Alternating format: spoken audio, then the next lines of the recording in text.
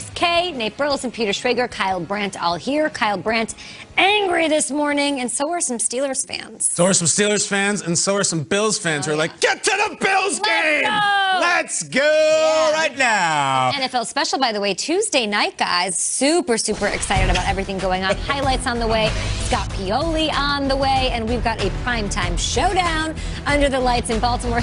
Kyle, I need an ice pack. The Ravens have their sights set on a return to the postseason. Guess what, though? The Cowboys need a win. They've dropped 5 of 6. Can they get it together to keep pace in the NFC East? It's Cowboys-Ravens Tuesday, 8 p.m. Eastern on Fox, on NFL Network, and streaming on Prime Video. Let's get Mike Giardi in here. Let's go right to where the action is tonight, which is M&T Bank Stadium down in Baltimore. Mike, welcome to the show. Cowboys and Ravens, both on the outside of the playoff picture, looking to get in somehow. What is at stake for both of these teams trying to get into the thing? Well, if you look at the Ravens, Kay, I mean, this has really turned badly for them, right? They start off the year 5-1, and everyone's talking about, is this the year Lamar, shows you in the playoffs, and they make that deep run in the postseason with Lamar at quarterback, and now they've lost 4 out of 5, including 3 in a row. As a franchise, they haven't lost 4 in a row since October of 2016, and they're dealing, obviously, with the fallout of COVID and not a ton of practice time, and you're wondering here what shape are players going to be when they come back into the mix here tonight for this game.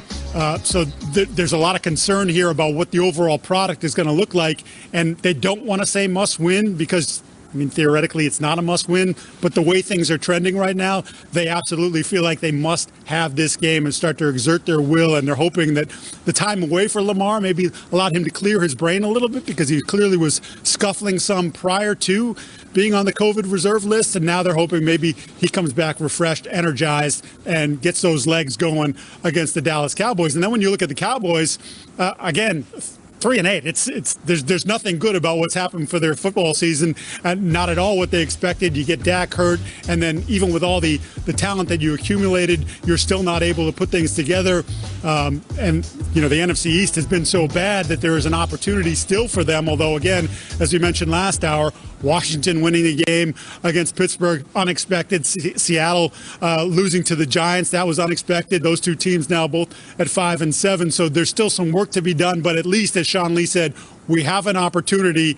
I've been in situations where we've been in November and we're out of it. We're still in this thing right now. And that's basically the general message from all the players in Dallas that I talked to this week is that, look, it hasn't gone well, but the fact is we're in December and we still do have a chance. We have our best football in front of us. We can put this together week by week and find ourselves with the ability to do something special. And I think, at 3-8, you say, well, how special can it be? But again, there is an opportunity, and that's all they can ask for.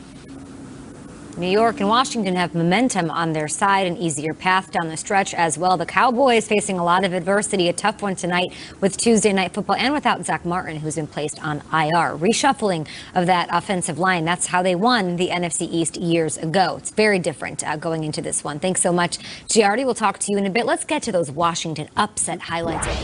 Let's do that. The Washington football team facing the undefeated Pittsburgh Steelers. And let's move this along. Alex Smith, he's back on the field. He's dropping back. And who is he looking for? Cam Sims. The game was tied at 17 at this point. Big time catch by Cam Sims. 29 yards down the sideline. And then Hopkins, he would make this. The kick is good. That was 4 plays later. They'd be up by 3 at this point. Washington leads 20-17. 2 minutes left. Of course, it's big men. All of those weapons, they're going to make it happen. No, the ball is tipped by Montez Sweat. And it is intercepted by Bostic. How about that?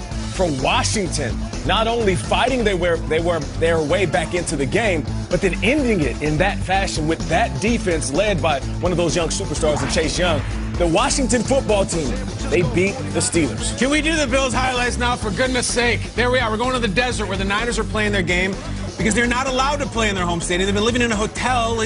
Nature's Valley granola bars are the vending machine. K7. I mean, it's tough. And yet, the Bills, in their own sort of demons, they're returning to the spot of the Hail Mary to DeAndre Hopkins. Was Josh Allen shook? Oh, no. He was awesome. Look at the tightness of this spiral. I can't decide. Is this a Warren Moon or a Jeff Blake? Oh, maybe it's just a Josh Allen because it was a perfect throw. I feel like he had a plethora of them, to quote El Guapo. 7-0, though, down early. Cole Beasley Best game of his career? I think it was. And he gets rocked to sleep. Night. Put on the white noise and make sure you don't make any noises in the hallway. Dawson Knox always making noise, especially by the goal line. Beautiful play here. Beautiful hashtag execution. The Bills got it rolling. Josh, now watch how wide open we are. Touchdown, Isaiah McKenzie. He had a lot of cool plays. He had one where he took a shovel pass. Awesome. They were all over the place. How about this one? So the Niners, great respect. Robert Saleh, we love. Oh, no. Look at it. Gabriel Davis just standing there. He could have fair caught that thing. I love it. We're dancing. Shout out to his mom. Shout out to Gabriel Davis' mom and Josh Allen's mom and all our moms. Tight spiral. Again, touchdown, chest bump. The Bills roll, and I mean they roll in the second half. Nick Mullins and the Niners did what they could.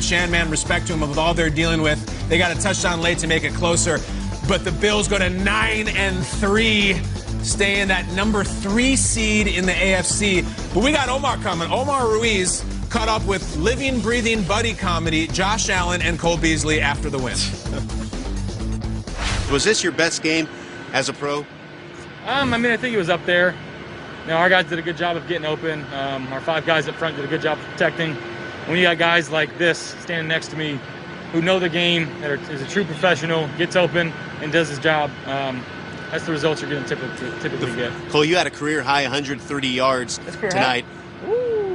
Josh kind of highlighted what you were doing, what was working so well with you. It didn't seem to matter who was covering you.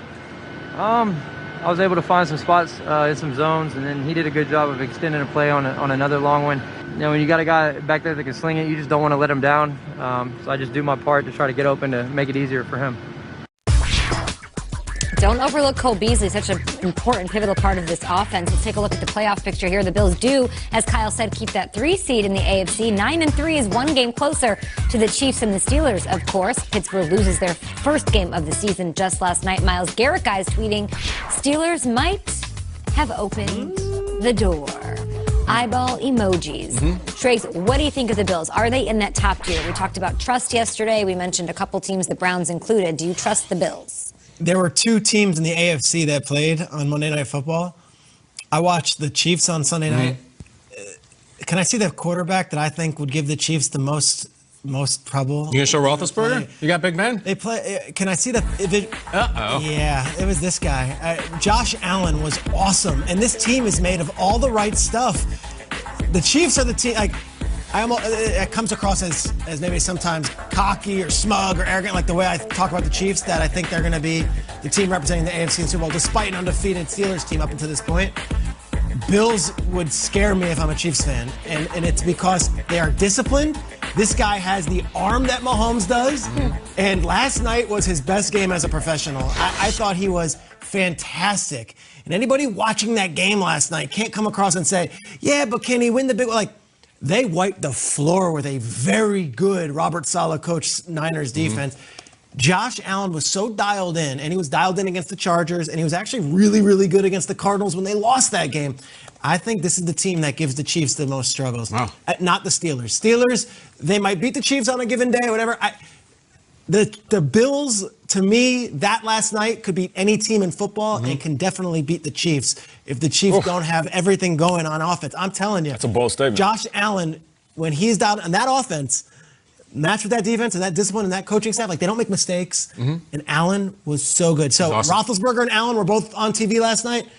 Allen was far and away the scarier quarterback if I'm a Chiefs fan. Yeah, no doubt about it. And I believe I saw a nugget last night that Cole Beasley has the most touchdowns for a guy 5'8" and shorter in the NFL, which is unbelievable. Great stat. Yeah, a great stat. But you're right, though. It's Josh Allen. It's also the pass catchers, Cole Beasley, like you mentioned, Dawson Knox, and Stephon Diggs. You know, even when he's not having a big game, he's a big part of the game. And I know we've been talking about Diggs and how he's going to, transition from one team to another. This has worked seamlessly. He's worked out to be the #1 wideout on this offense. And that Dawson Knox touchdown, he had a beautiful block at the goal line. So for a guy making the type of money he's making, the plays he's asked to make week in and week out, he also does the little things. There were questions about Stephon Diggs when he was in Minnesota. Why was he a malcontent at certain points? Why did he have the hood on when he was doing interviews? And why is he complaining about now? Is Jefferson better than him? All of this stuff He's a really good wide receiver. Yeah. And he wants to make plays. He hasn't come out and talked selfishly. No. He hasn't been a guy that get into fights. He hasn't gotten in trouble off the Not field. at all. He just shows up and does his job, and he's doing it at a high level with the quarterback that's playing the best football he's ever played. Roethlisberger could have used his hands last night, too, Stephon Diggs. That would have helped a lot. You ain't lying. With the Josh Allen thing, it's always about poise with him. It's always. Not too high, not too low. I've never seen him play a better game. Earlier this season against Miami, he played really well statistically. It's a 1 p.m. kickoff. This is prime time. This is returning to the scene of like a football crime committed against them. He looked like Aaron Rodgers last night. He looked like a bigger Aaron Rodgers. He was so cool and so calm and nothing. There was none of that sugar high, none of that calm. You're right. He didn't dance the Black Swan. He had a fumble. It wasn't perfect, but he was incredible. And listen, I love that the Bills were kind of jerks last night. Yeah. It was all about the Niners. They're supposed to win. Emotional factor. Got the early lead. Yeah, screw it. No, they 7-0. Let's just lie down. They've earned this one. Now the hell with that. Don't be the James Marsden. Like, be the jerk. Be the R-rated guy. And they were. And they're kind of feeling it. They're kind of feeling it, their team. Look at some of these tweets last night. Dawson Knox scored the touchdown right after the game. Just realized we were underdogs that game. Laughy face. That doesn't sound like the Bills to me, but I like it. Interesting. How about this one out of nowhere? Rainn Wilson. Josh Allen quarterback is my second favorite quarterback, Dwight Schrute. So you know that basically The Office runs Twitter. Every meme is about them. Josh Allen right back. Assistant favorite quarterback or assistant to your favorite quarterback? That's a great Jim poll.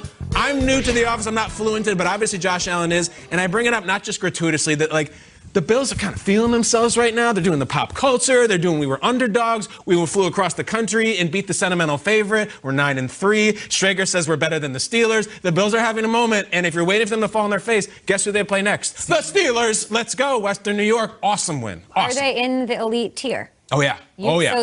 So it's who's in the elite tier? Steelers, Chiefs. Oh, and I Bills? lose track. Chiefs for sure. Because it was Steelers, Chiefs, and then it was Bills, Dolphins, Browns, Colts, probably, Titans, right? So where are the Bills? Are they in the second tier and they have to beat the Steelers next week and then you bring them up? Because they played really well against the Chiefs, but they had the chance to beat the Chiefs and they didn't. So what tier are they in? I think they're tier 2. I mean, if you put Kansas City, I think Kansas City. They're with the Colts, Browns?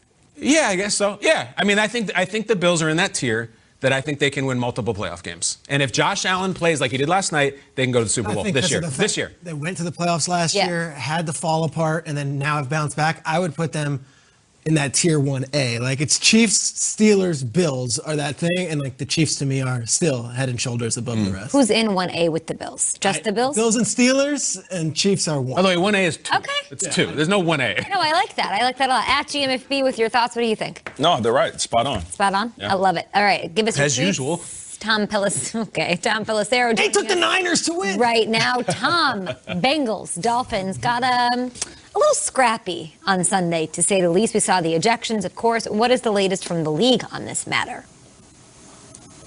Okay, there are no suspensions for anybody involved in that Bengals-Dolphins brouhaha that was touched off when Mike Thomas hit Jakeem Grant early before a punt arrived. Dolphins players and coach Brian Flores came to his defense. Probably some fines that we will get later on in the week, but the NFL did issue multiple suspensions yesterday, including one from that game. That went to Bengals safety Sean Williams, as well as in a different game, Titans defensive end Tier Tart.